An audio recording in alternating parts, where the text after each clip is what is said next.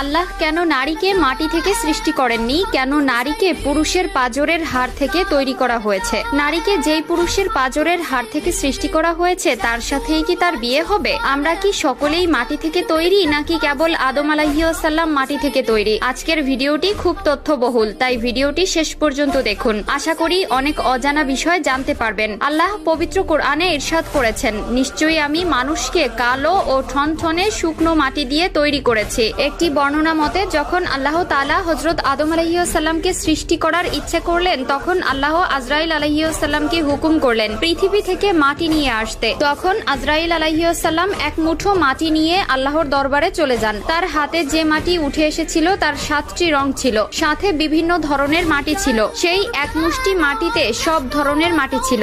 এরপর আদম আলাইহিসসালামকে সৃষ্টি করার পরে তার পাঁজরের হাড় থেকে এক মহিলাকে সৃষ্টি করেন, যিনি হলেন বিবি হাওয়া আলাইহিসসালাম। বিবি হাওয়া দুনিয়াতে আগমনকারী প্রথম নারী ছিলেন। হযরত আবু হুরায়রা রাদিয়াল্লাহু তাআলা আনহু হতে বর্ণিত, মহানবী সাল্লাল্লাহু আলাইহি ওয়াসাল্লাম বলেছেন, যে ব্যক্তি আল্লাহ ও আখিরাতের প্রতি বিশ্বাস রাখে সে যেন তার প্রতিবেশীকে কষ্ট না দেয় এবং নারীর সাথে সৎ ব্যবহার করে। নারীদের সাথে তোমরা খারাপ আচরণ করো না, কেননা নারীদেরকে পুরুষের পাঁজরের বাঁকা হাড় থেকে সৃষ্টি করা হয়েছে। পাঁজরের সবচেয়ে বাঁকা হাড় হচ্ছে উপরের অংশ।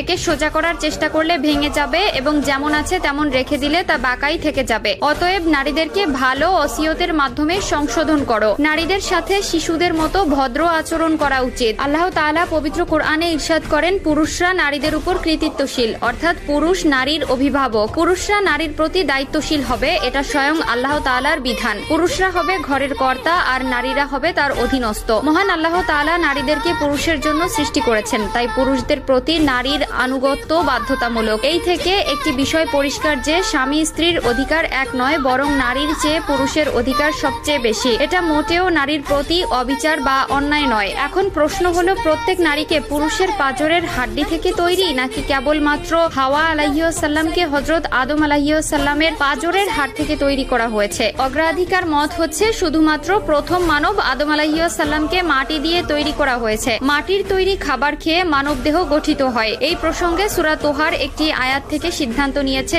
যে মানুষকে সৃষ্টি করা হয়েছে মাটি থেকে, আল্লাহ তাআলা পুরুষকে তার প্রতি ইঙ্গিত দেন। আল্লাহ ইরশাদ করেন, আমি নারীদেরকে কাদা মাটি দিয়ে সৃষ্টি করিনি। নারী সৃষ্টি হয়েছে পুরুষেরই অংশ থেকে, যাতে নারীরা তার প্রতি অনুগত থাকে, পর্দা করে এবং পবিত্রতা বজায় রাখে।